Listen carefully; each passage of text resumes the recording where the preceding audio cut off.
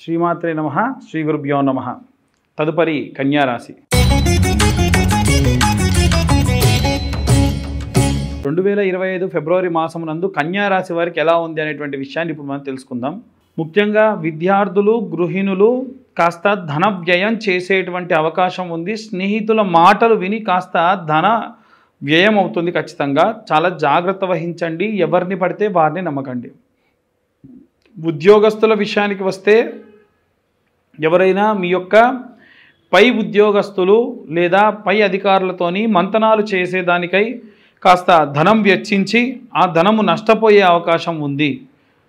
అది కాక ఇప్పుడు వచ్చేటువంటిది సంవత్సరం అంటే ఫినాన్షియల్ ఇయర్ ఎండ్ అంటారు. కాబట్టి ఈ సమయంలో ఎటువంటి ప్రయోగాత్మకమైనటువంటి ఖర్చులు పెట్టడం శ్రేయస్కరం కాదు. వ్యాపారస్తుల విషయంలో కూడా ఇంచుమించు ఇలాగే జరుగుతుందండి. ఎలా అంటే అనుకోని ఖర్చుతో అసలు వారికి అవసరం లేని వస్తువు కొనడం, ధనం వృధా అవ్వడం, ఇలాంటి ఎన్నో రకాలైనటువంటి ఇబ్బందులు ఉన్నాయి. ఇక సినీ రాజకీయ రంగాల వారి విషయానికి వస్తే ఊహించినటువంటి ఒక పార్టీకి ఇన్విటేషన్ రావడం జరుగుతుంది. జాగ్రత్తగా ఉండండి. అక్కడ మీ పరిధిలో మీరు మాట్లాడండి. పొరపాటున మాట్లాడిన మాటలు రేపటి నాడు కాంట్రవర్సీకి దారి తీసే అవకాశం ఉంది. ఇక ప్రత్యేకంగా మనము కుల వృత్తులు, చేతి వృత్తులు, రైతులు ఎవరైతే ఉన్నారో వారి విభాగానికి వస్తే కనుక మీ యొక్క కులదేవతారాధన మానకండి. నిత్యము గణపతిని ఆరాధన చేయండి. ప్రత్యేకంగా మీకు దగ్గరలో ఉన్నటువంటి గ్రామ దేవతను కూడా ఆరాధన చేయండి. అమ్మవారికి సంపూర్ణ కృప మీ అందు ఎప్పుడూ ఉంటుంది. ఇక వేరే దేశాలకు ప్రయాణం చేయాలి అనుకున్నటువంటి విద్యార్థులు కానీ, ఉద్యోగస్తులు కానీ వెళ్ళే ముందు మంచి పరిచయాలు ఏర్పడడం, అక్కడ ఎవరితో అయితే మీరు ఉండాలనుకుంటున్నారో వారితో పరిచయాలు ఏర్పడడం మంచి రిలేషన్షిప్కి దారితీస్తుంది. ఇది సద్భావనతో చెప్పేటువంటి విషయమే. కాబట్టి జాగ్రత్త వహించండి. కొంతమంది మీ మధ్యలో ఏవైనా సరే అనుకోనటువంటి ఇబ్బంది కలిగించాలని ప్రయత్నిస్తూ ఉంటారు. మీ పరిధిలో మీరు ఉండడం అనేటువంటిది చాలా మంచిది. ఇక ప్రత్యేకంగా కోర్టు వ్యవహారాల్లో ఇబ్బంది పడుతున్న వాళ్ళు ఎవరైనా ఉంటే ప్రసన్న మహాకాళి దేవాలయం కానీ, దుర్గా అమ్మవారి యొక్క దేవాలయం కానీ సందర్శించండి. చాలా చాలా ఉత్తమము. వృద్ధాప్యంలో ఉన్నటువంటి వాళ్ళు ఎవరైనా ఉంటే కూడా ఆరోగ్యపరమైనటువంటి జాగ్రత్తలు తీసుకుంటూనే వృధా ప్రయాణాలు, వృధా ప్రయాసలకు వెళ్ళకండి. ఇక మీరు ఈ జాతకం గురించి ఎలా చెబుతున్నారని ఎప్పుడు అందరూ అడుగుతూ ఉంటారు. గోచారరీత్యా చెప్పేటువంటి విషయమే. మీ జాతకానికి సంబంధించిన విషయం పర్సనల్గా మీరు తెలుసుకోవాలి అంటే 60 నుంచి 70 పేజీల్లో జాతకం విశ్లేషణగా చెప్పడం జరుగుతుంది. మీరు కింద ఉన్న నెంబర్కి మెసేజ్ చేయొచ్చు. మీ పేరు, డేటు, టైము, ప్లేస్ ఇవన్నీ కూడా దానివల్ల మీ యొక్క జాతకరీత్యా ఉన్నటువంటి దోషములు ఏంటో చెప్పి విశ్లేషణతో చెప్పడం జరుగుతుంది. ఈ యొక్క శ్యామలా నవరాత్రుల్లో ఎవరైనా కనుక జాతకం గురించి కనుక అడిగి తెలుసుకొని ఉంటే వారికి 2 కుబేర కుంకుమ డబ్బాలు కూడా అమ్మవారి ప్రసాదంగా ఇవ్వడం జరుగుతుంది.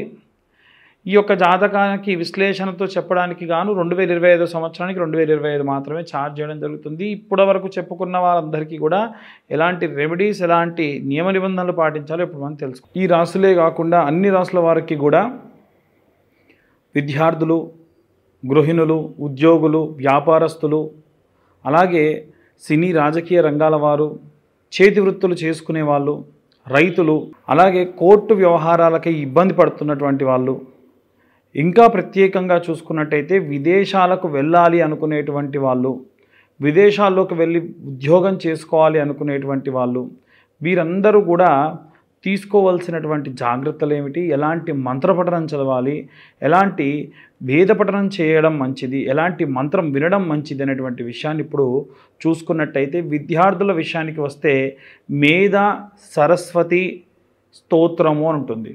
నీలా సరస్వతి స్తోత్రం అంటారు, లేదా మేధా దక్షిణామూర్తి స్తోత్రం అంటారు. ఈ 2 స్తోత్రాలు కూడా వినడం వల్ల విద్యార్థులకి సబుద్ధి అలాగే సరస్వతి కటాక్షం మెండుగా కలుగుతుంది. ఇక ప్రత్యేకంగా గృహిణుల విషయానికి వస్తే ఒక శుక్రవారం నాడు ప్రారంభించి నెలంతా కూడా ఈ ఫిబ్రవరి మాసం అంతా కూడా గౌరమ్మను చేసుకొని ఆ గౌరమ్మ పైన కుంకుమతోని అర్చన చేసుకోండి. అందున ప్రత్యేకంగా ఫిబ్రవరి మాసంలో మొదటి రోజు నుంచే ప్రారంభించుకొని పాడ్యమి నుంచి, అంటే ముందుగానే పాడ్యమి ప్రారంభమవుతుంది కాబట్టి ఫిబ్రవరి నెల కంటే ముందే ఆ నెలలో మీరు కుబేర కుంకుమ దొరుకుతుందండి. ఈ కుబేర కుంకుమ ఆకుపచ్చ రంగులో ఉంటుంది. శ్యామలాదేవి యొక్క నవరాత్రులు జరిగినప్పటి నుండి ప్రారంభించి కుబేర కుంకుమతోని మీరు కుంకుమార్చన చేసుకొని ఆ తరువాతకి నెలంతా కూడా అలా కుంకుమార్చన చేస్తూ శ్రీమాత్రే నమః అన్నటువంటి మంత్రాన్ని చదువుతూ మీరు ఆ కుంకుమని ఇలా 2 వేళ్ళు మధ్యలో ఉన్న కుంకుమతో వేయాలి. ఇలా వేయడం వల్ల మీరు ఆడవాళ్ళు ఏదైతే సిద్ధి కోసమై ఇంట్లో ఉన్నటువంటి వారి కోసం, కుటుంబ సభ్యుల కోసం మీరు ఏదైతే చేస్తున్నారో ఖచ్చితంగా నెరవేరుతుంది. ప్రత్యేకంగా శ్యామలా దండకమని శ్యామలాదేవి యొక్క స్తోత్రము కూడా ఉంటుంది. అది చదవడం చాలా చాలా ఉత్తమం. ఇక ప్రత్యేకంగా ఏదైనా సినీ రాజకీయ రంగాల్లో ఉన్నటువంటి వారు చండీ హోమం చేసుకోవడం మంచిది. ఉద్యోగస్తులు, వ్యాపారస్తులు ఎవరైతే ఉంటారో వారు ఇప్పుడు నేను చెప్పేటువంటి మంత్రం చదవడం చాలా మంచిది. నేను చెప్పేటువంటి ఉద్యోగస్తులు, వ్యాపారస్తులు ఎందుకు అంటే ఇండిపెండెంట్గా మనం ఉండకుండా డిపెండెన్సీతో ఉండాలి. ఇండిపెండెంట్గా లేకుండా డిపెండెన్సీతో ఉండాలి. కాబట్టి ఈ మంత్రం సహాయం అవుతుంది. ఏమిటా మంత్రం అంటే ఓం క్లీం కృష్ణాయ వాసుదేవాయ హరయే పరమాత్మనే ప్రణత క్లేశనాశాయ గోవిందాయ నమో నమః. మరొకసారి చెబుతానండి. ఓం క్లీం కృష్ణాయ వాసుదేవాయ హరయే పరమాత్మనే ప్రణత క్లేశనాశాయ గోవిందాయ నమో నమః అనేటువంటి మంత్రాన్ని చదవడం వల్ల ఈ విద్యార్థులు, ఉద్యోగస్తులు చాలా ఉన్నతోత్తమైనటువంటి స్థితిగతులు చేరుతారు. ఇక ఎవరైతే విదేశాలకు ప్రయాణం చేయాలనుకుంటూ ఉన్నారో ఎల్లప్పుడూ కూడా ఆంజనేయ స్వామి యొక్క సంపూర్ణ కృపాకటాక్షాలు ఉండడం మెండుగా మంచిది కనుక వారందరూ కూడా విదేశాలకు ప్రయాణమవుతున్న వాళ్ళు, విదేశాల్లో చదువుకోవాలనుకుంటున్న వాళ్ళు హనుమాన్ చాలీసా చదవడం మంచిది. ప్రత్యేకంగా కోర్టు వ్యవహారాల్లో ఇబ్బంది పడుతున్నటువంటి వాళ్ళు విషయానికి వస్తే రామరక్షా స్తోత్రము అంటుంది. ఏంటండి? రామరక్షా స్తోత్రము. ఆ స్తోత్రాన్ని చదువుకోవడం మంచిది. ఇక చేతి వృత్తులు చేసుకునేటువంటి వాళ్ళు ఎవరైతే ఉంటారో మీ కులదేవతారాధన మానకండి. కుల వృత్తులు, చేతి వృత్తులు చేసుకునేటువంటి వాళ్ళు మీ కులదేవతారాధన మానకండి.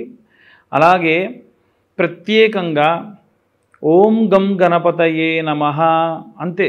ఓం గం గణపతయే నమః అన్న మంత్రాన్ని రోజు మీరు పనికి వెళ్ళే ముందు చదువుకొని 11 సార్లు అలా కూర్చొని చదివేసుకొని వెళ్ళిపోండి అంతే. దానివల్ల ఎటువంటి విఘ్నములు రావు.